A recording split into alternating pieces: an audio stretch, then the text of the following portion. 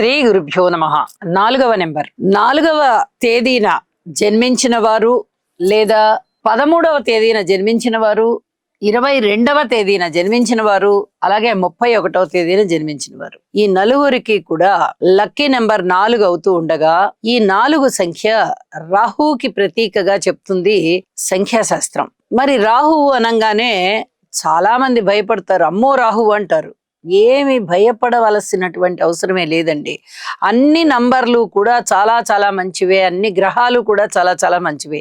ఏ గ్రహమైనా సరైన మార్గంలో లేకపోయినట్టయితే, సరైన పొజిషన్లో లేకపోయినట్టయితే, శత్రు స్థానంలో ఉన్నట్లయితే అప్పుడు కొన్ని రకాలైనటువంటి ఇబ్బందులు ఉంటాయి. కానీ ప్రతి గ్రహము కూడా మంచి చేస్తుంది.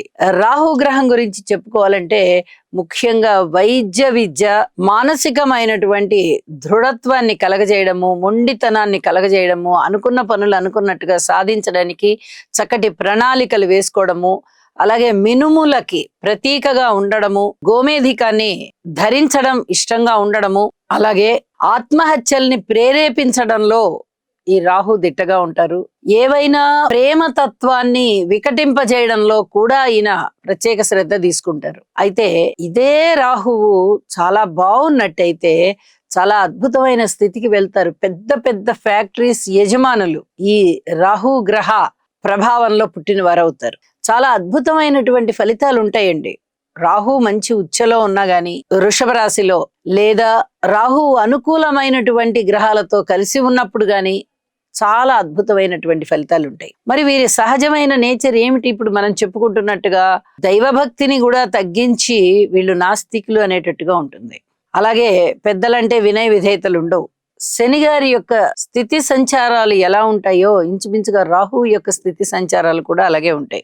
శనివత్ రాహువు కుజవత్ కేతు అని కూడా మనకి ఒక సూక్తి ఉంది. శని గారి లాగా ప్రవర్తిస్తూ ఉంటారు. అయితే ఎక్కువ శారీరక శ్రమ ఉంటుంది, పట్టుదలతో పనులన్నీ విజయావకాశాల వైపుకి తీసుకెళ్తారు, అన్ని విధాలా బాగుంటారండి. ఇక 13 అంటే 1, 3 అంటే రవి గురువుల కాంబినేషన్. అంటే రవి గారు గురువు గారు ఇద్దరు కలిసినప్పుడు ఏ విధమైనటువంటి మనస్తత్వము, ఏ విధమైనటువంటి ఆలోచనలు ఉంటాయో ఈ 13వ నెంబర్న పుట్టిన వారికి అలాంటి ఆలోచనలే ఉంటాయి. అలాగే ఇక్కడ 22ని 22గానే తీసుకోవాలి. ఇది సుప్రీం నంబర్ అని చెప్పుకున్నాం కదా.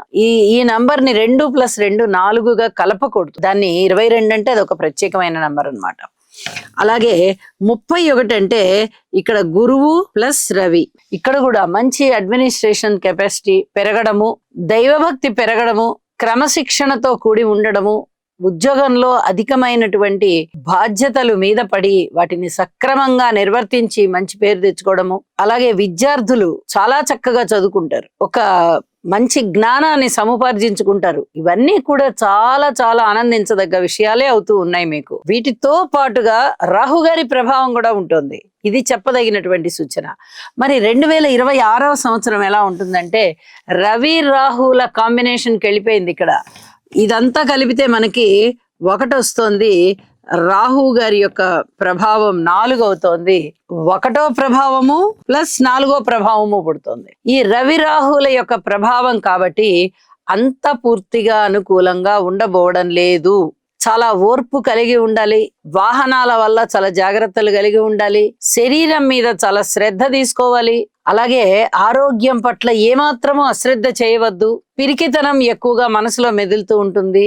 ఈ పిరికితనాన్ని అసలు పూర్తిగా పారద్రోలండి, యోగా చేయండి. అలాగే గురుగ్రహ జపం ఎక్కువ చేసుకోవడం చాలా చాలా మంచిది. శని గారికి సంబంధించి కూడా స్తోత్ర పారాయణాలు చేసుకోవడం చాలా చాలా మంచిది.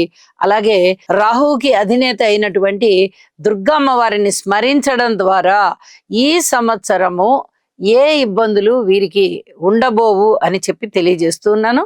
శుభం.